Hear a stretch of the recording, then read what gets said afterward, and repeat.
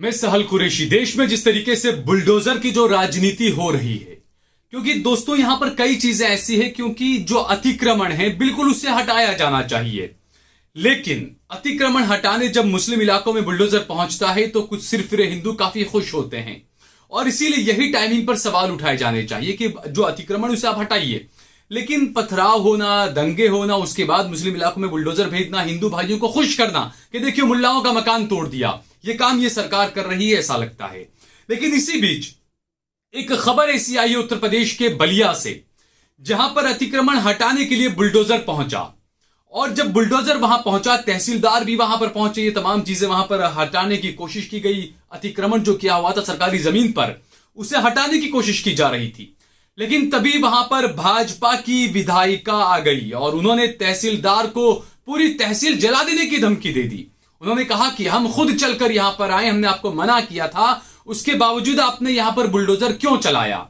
वहां पर तहसीलदार कहता है कि देखिए मैडम, ये सरकारी जमीन थी और यहां पर जो है वो अतिक्रमण हटाया जाना था, क्योंकि यहां पर जबरदस्ती का, असंवैधानिक, गैर कानूनी यहां पर जो है वो पूरा बिल्डिंग और कंस्ट्रक्शन और सब चल रहा था यहां पर, इसलिए हम हटाया हमने उसको। तो जो विधायक हैं वहां पर, बीजेपी की जो विधायक हैं, बांसड़ी की विधायक हैं केतकी सिंह, उन्होंने और उनके साथियों ने तहसीलदार को जबरदस्त तरीके से डराया, धमकाया, धमकी दी कि हम पूरी तहसील में आग लगा देंगे। सबसे पहले आप केतकी सिंह के इस वीडियो को देखिए, किस तरीके से केतकी सिंह और उनके साथी तहसीलदार को धमका रहे हैं, ये आप देखिए दोस्तों। उस कुर्सी का मान सम्मान देकर आपसे बात कर रही हूँ।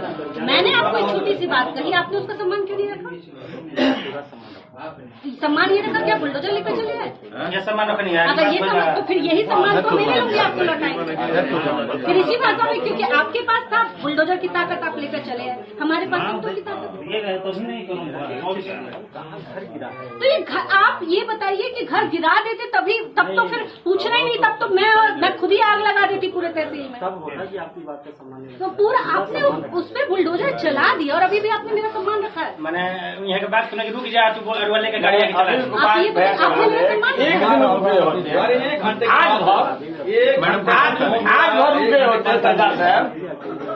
सुने तहसीलदार साहब, आप पूरा घर भगा देते, उसका मतलब नहीं है। एक बार जब विधायक जी बोल दी कि आज रुकिए, तो तहसील को रुकना पड़ेगा, तो आग लगा देंगे हम तहसील में।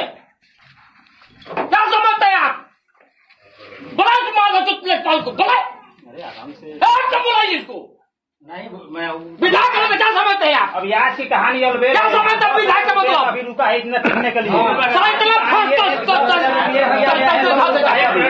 10,000 रुपया दिया गया है लेखपाल साहब, कनगोई साहब, उसके बाद ये टूटने के लिए 10,000 रुपया कनगोई साहब को अभी दिया है, उसके बाद टूटने के लिए लगाओ फोन। हाँ, बुलाइए लेखपाल कनगोई को। 10,000 रुपया दिया गया है, अभी की कहानी है यहाँ। पैसे में ये लिप्त नहीं है, पैसे के बाद मैं बोल रही हूँ ना, लेखपाल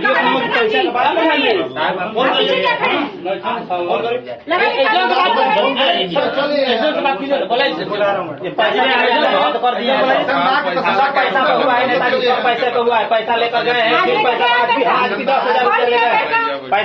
तो देखा आपने दोस्तों, केतकी सिंह जो कि बीजेपी की विधायक है और उनके साथी किस तरीके से तहसीलदार को धमका रहे हैं। आप सोचिए कि ये तो केतकी सिंह है, यहां पर अगर आजम खान होते, अब्दुल्ला आजम होते, अमीक जमई होते, कोई समाजवादी पार्टी का नेता होता, और अगर वो ऐसा करता, या कोई मुसलमान नेता होता, वो अगर ऐसा कर रहा होता, तो अब तक सोशल मीडिया ने, और खासकर ये जो गोदी मीडिया है, किस तरीके से बवंडर खड़ा कर दिया होता। क्या योगी आदित्यनाथ में हिम्मत है?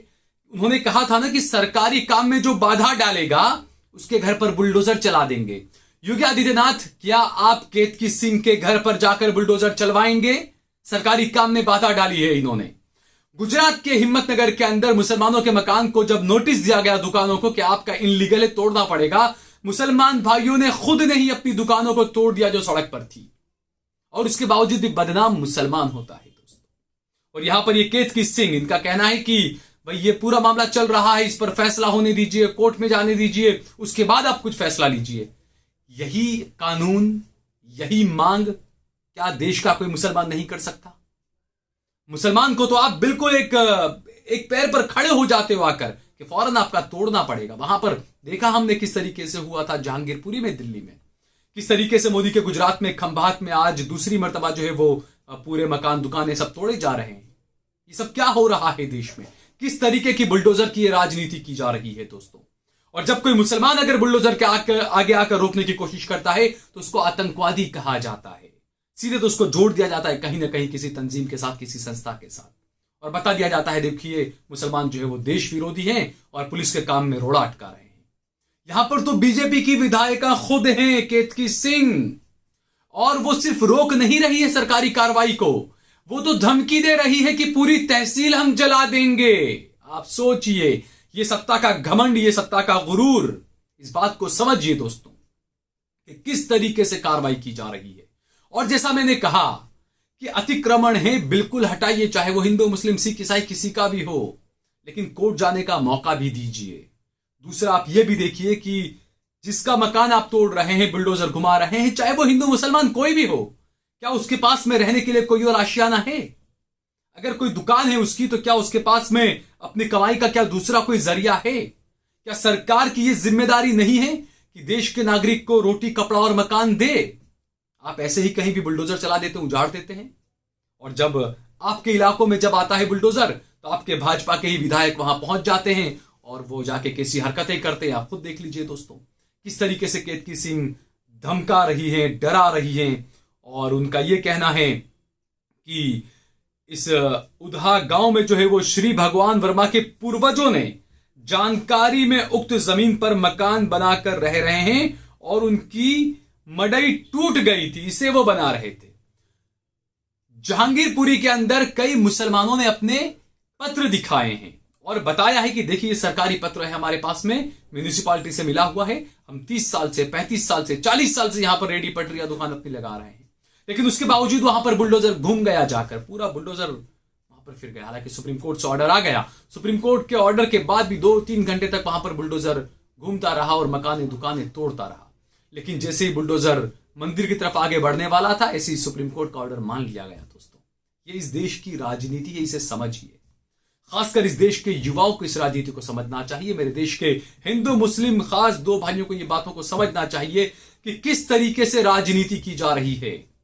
मकान तोड़े जा रहे हैं ये बोलकर कि ये गैर कानूनी है, लेकिन टाइमिंग देखिए, खुश किया जा रहा है उन कट्टर हिंदुत्व जो हिंदुत्व के नाम पर, भगवान राम के नाम पर हिंदुओं को जो बदनाम कर रहे हैं, उन्हीं हिंदुओं को खुश कर रही है ये सरकार बुलडोजर घुमाकर। ये दिखाने की कोशिश कर रही है। मुझे इस बात में, इस कहने में कोई गुरेज नहीं है।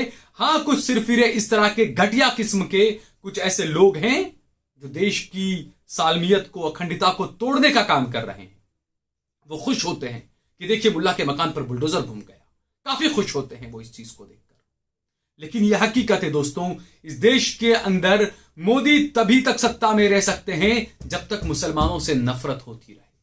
जब तक हिंदू के दिल में मुसलमानों से नफरत होती रहेगी, तब तक मोदी को कोई सत्ता से नहीं हटा सकता। यह कड़वी सच्चाई है और इसे सभी विपक्षी पार्टियों को मान लेना चाहिए। इसके अलावा आपके पास में दूसरा, तीसरा, चौथा कोई रास्ता नहीं है, क्योंकि जिस तरीके से हिंदुत्व के नाम पर जनमानस को जो आंदोलित किया जा रहा है, जो उकसा रहा है मुसलमानों के लिए, खास जो मेरे हिंदू भाइयों के दिलो दिमाग के अंदर जो नफरत डाली जा रही है, वही मोदी की जीत है और वही एक वाहिद जरिया है मोदी की जीत का। आप सोचिए, आप चाहे हिंदू है, मुस्लिम है, आप मोदी के भक्त हैं, आप राहुल गांधी के भक्त हैं, आप ओवैसी के भक्त हैं, ये सब चीजों को साइड में हटा दीजिए। आप ये आप खुद सोचिए, क्या मोदी ने कोई ऐसा काम किया है जिससे उन्हें वोट दिया जाए? क्या वो महंगाई पर बात कर सकते हैं? क्या वो बेरोजगारी पर बात कर सकते हैं? क्या वो हैप्पीनेस इंडेक्स पर बात कर सकते हैं? क्या वो मीडिया की आजादी पर बात कर सकते हैं? हमने देखा था 2014 में, अब की बार मोदी सरकार, बहुत हुई महंगाई की मार, अब की बार मोदी सरकार, बहुत हुई पेट्रोल की मार, अब की बार मोदी सरकार। कहां जा रहा है पेट्रोल, कहां जा रही है महंगाई? क्या किया है मोदी ने इन 8 सालों के अंदर? क्या वोट मांग सकते हैं अपने 8 साल के काम पर? वो नहीं, बिल्कुल नहीं मांग सकते। और इसीलिए इस देश के युवा हिंदू भाइयों को उकसा कर जो है वो इस गंदी घटिया किस्म की धर्म की राजनीति में उलझा रहे हैं, और यही होगा भी। गुजरात के अंदर हमने देखा किस तरीके से चुनाव से पहले नंगा नाच किया गया भगवा गुंडागर्दी के नाम पर। लेकिन ये तो अच्छी बात यह है कि AIMIM के जो अध्यक्ष हैं साबिर काबली, उन्होंने पुलिस कमिश्नर को और डीजीपी को मुलाकात की और कहा कि ईद के दिन भी एक और त्योहार पड़ रहा है मेरे हिंदू भाइयों का, तो उस वक्त भी जो है वो यात्राएं निकाली जाएगी, उस वक्त भी जो है वो कुछ इस तरह के कांड न हो जाएं, इसीलिए जो है वो पहले से प्रिकॉशन लेने चाहिए। पुलिस कमिश्नर ने एक पत्र जारी किया अपने ट्विटर पर और कहा कि तलवारें, छुरी, तमाम चीजें जो है वो रोड पर लेकर आप नहीं निकल सकते हैं।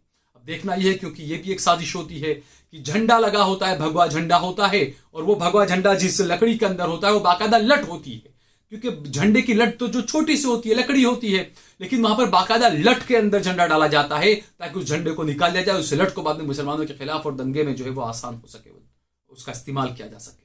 इन चीजों पर पुलिस को ध्यान देना चाहिए कि किस तरीके से एक सोची साजी रणनीति के तहत ये तमाम काम किए जा रहे हैं और मुसलमानों को निशाना बनाया जा रहा है और नफरत का जरिया मुसलमानों को बनाकर जो है वो हिंदू भाइयों का वोट पकाया जा रहा है, मेरे भोले भाले हिंदू भाइयों को उकसाया जा रहा है। इस बात को हम सभी को समझना चाहिए। अगर आपको ये वीडियो पसंद आया हो तो इस पर कमेंट करिए, इसे लाइक करिए, इसे ज्यादा से ज्यादा शेयर करिए, और अगर आपने हमारा चैनल देश लाइव सब्सक्राइब न किया तो हमारे चैनल को जरूर सब्सक्राइब करिए।